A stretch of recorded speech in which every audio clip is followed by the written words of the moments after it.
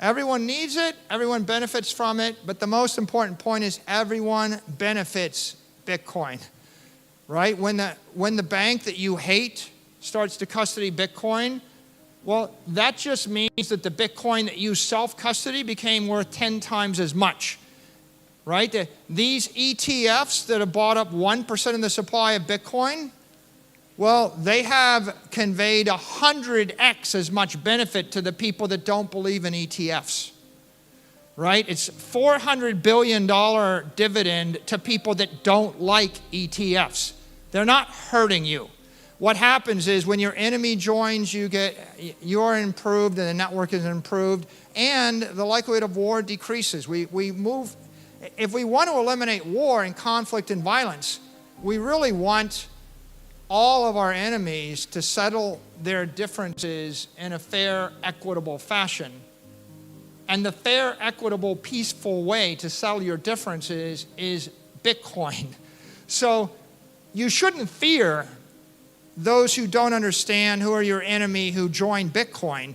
You should fear those who are your enemies that don't join Bitcoin. They're the ones that will use bullets to solve the problem. We have now stepped into the era of the Bitcoin gold rush. The new Bitcoin ETFs have already sucked up 1% of the total supply of Bitcoin, pushing prices to new all-time highs, and the ETFs are only going to accelerate. This is the latest message out from Michael Saylor. In his most recent keynote, Saylor spoke about the urgency of embracing Bitcoin as the best asset of all time. He stressed about the importance of holding onto Bitcoin for life, highlighting its enduring value amidst economic uncertainties. His message about Bitcoin is crystal clear. It's not just for individuals or companies, but it solves a problem for literally everyone on the planet. According to Saylor, even when enemies embrace Bitcoin, it's a win-win situation. The network grows stronger, leading to a more prosperous and peaceful future for all. Make sure to stick around to the end of the video where Saylor explains how the Bitcoin ETFs will lead to a decade-long gold rush for Bitcoin. Now here's why Michael Saylor thinks the world is not ready for the Bitcoin revolution. So I'm going to start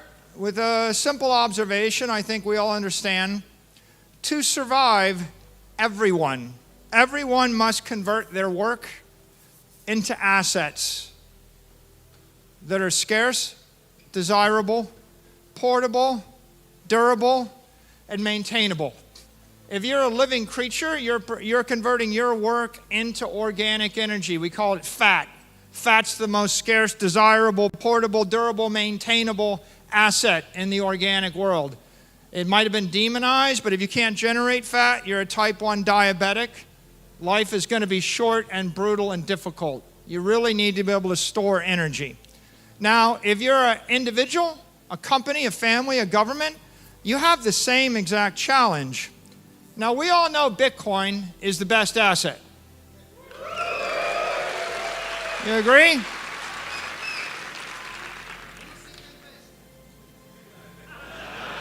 And there is no second best asset.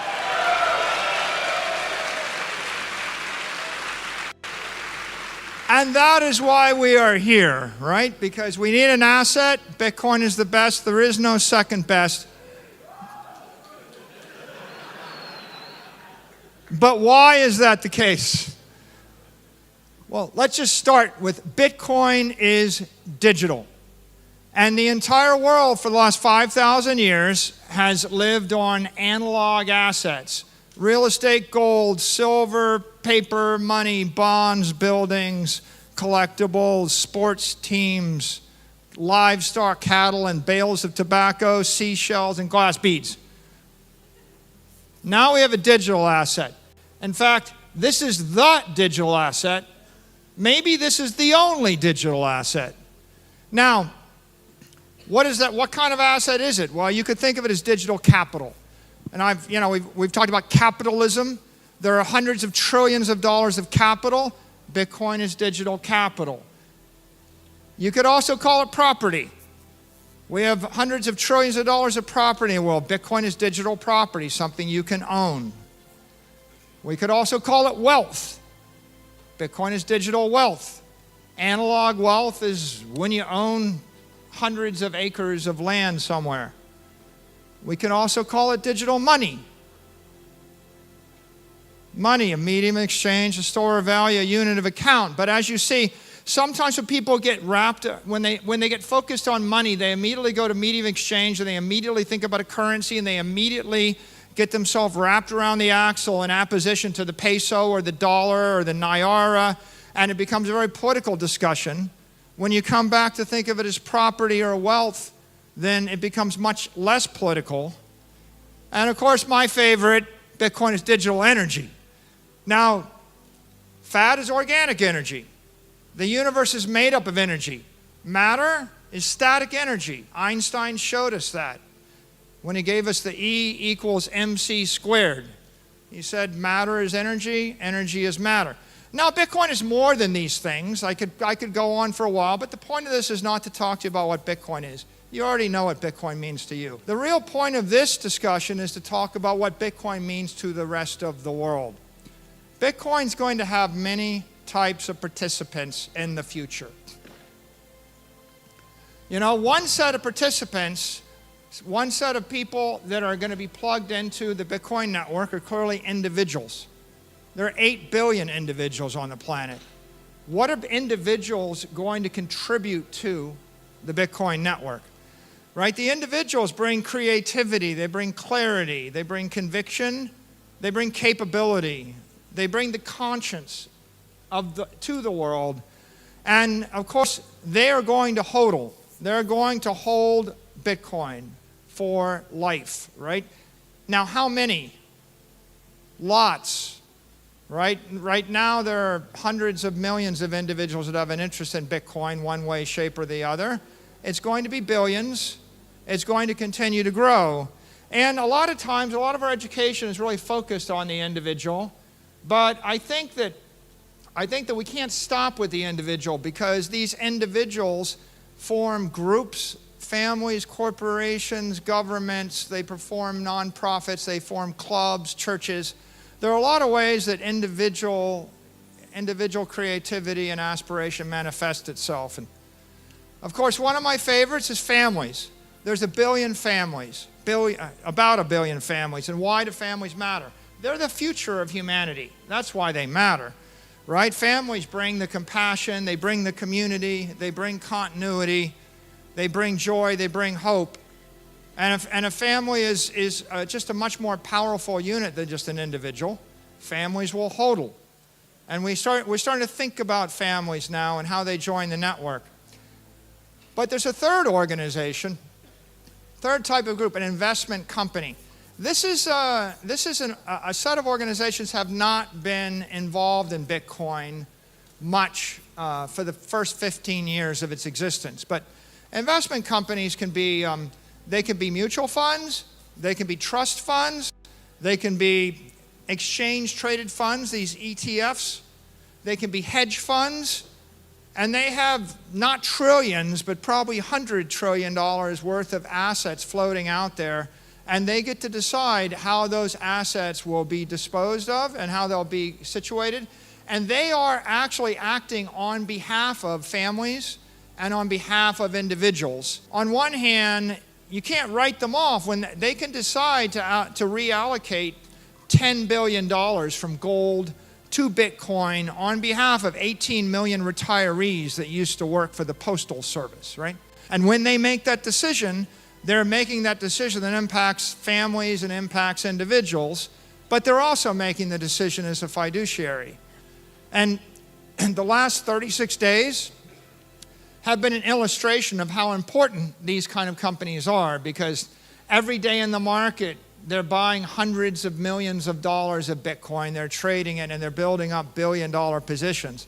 This has just started. We're 36 days into a massive adoption of just these exchange-traded funds, but it's going to just keep going, and they're going to ripple all through the world, through all sorts of economies, and they will have a profound impact, and in my opinion, a profound impact for good. It used to be, if you go back to 2018 in the Bitcoin community, if you said you said Larry Fink, they would say, oh, Larry Fink doesn't like us.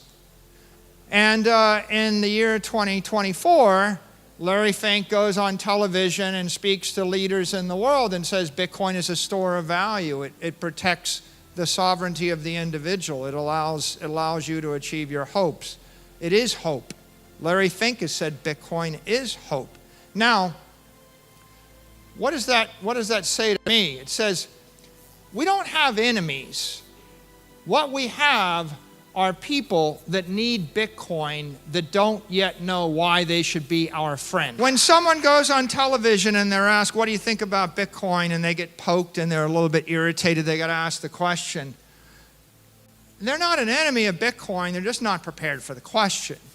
And in fact, over time, the journalist will do the poking because they know the most important thing in the world today is Bitcoin. And you're going to have a group of people that understand it, that will say it's the future. And you'll have a group of people that don't understand it and they will not have embraced it. But at the end of the day, with time, with education, we're going to see more and more people join the network and they're going to participate. Now, those investment companies aren't the only type of companies. There are operating companies. And by the way, how many? If you do a quick Google search, 333 million is the count on Google of companies in the world. Think about that for a second, 333 million. There's a lot of companies, and all of these individuals and all of these families, they all act through corporate entities. Oftentimes, you'll see a group of 5 or 6 or 10 or 50 or 500 or 5,000 or 50,000. Now, how important are companies? Well, they provide all the products, all the services. They develop technology. Not many people in the room can create their own iPhone. Not many people in the room want to manufacture and ship all their food or grow their own fruit in the winter. These companies are critical to our quality of life. We know that from Austrian economics. But if you're wondering, how long have we had specialization of labor? 1 million years ago, they dug up stone axe factories. And it indicates that 1 million years ago, before we had writing, before there was recorded history, there was a company manufacturing stone axes, which meant that there was a specialized economy with corporations. There were people growing food, there were people hunting, there were people fighting, there were probably people collecting the taxes to pay for the stone axes, for the people fighting. It's all happened before. And today, companies like Apple and Google and Microsoft perform pretty systemically important roles, as does the airline that flew you here, as does the contractor that built the stadium or built the bridges or the tunnels or the airports you landed on. These are important. What are they going to bring to Bitcoin? Well, they're going to bring new services, like Cash App as a service. They're going to bring new products. They're going to bring in your signing devices. They're going to bring you full nodes or integrated nodes or the like. They're going to bring new technology. One day, I believe Apple, Microsoft, Google, they will all integrate Bitcoin and layer 2 protocols like Lightning into their phones, into their computers, into their web services, into their cloud services. So there's Michael Saylor with his insightful take on Bitcoin. He's painting a picture of a gold rush where even a small investment into Bitcoin will lead to significant gains. Saylor's message is clear. Bitcoin is not just an asset, it's a necessity for survival, a lifelong investment and a force that governments are not fully prepared for. He emphasizes that Bitcoin's benefits extend beyond believers, impacting even those who are skeptical. He believes that Bitcoin's impact goes beyond individual interests. It's a transformative force that can unite even the most unlikely allies and pave the way for a more prosperous future. Anyway guys, hope you all enjoyed today's video and that provided you with some value. I'll see you all in the next one, and as always, all the best.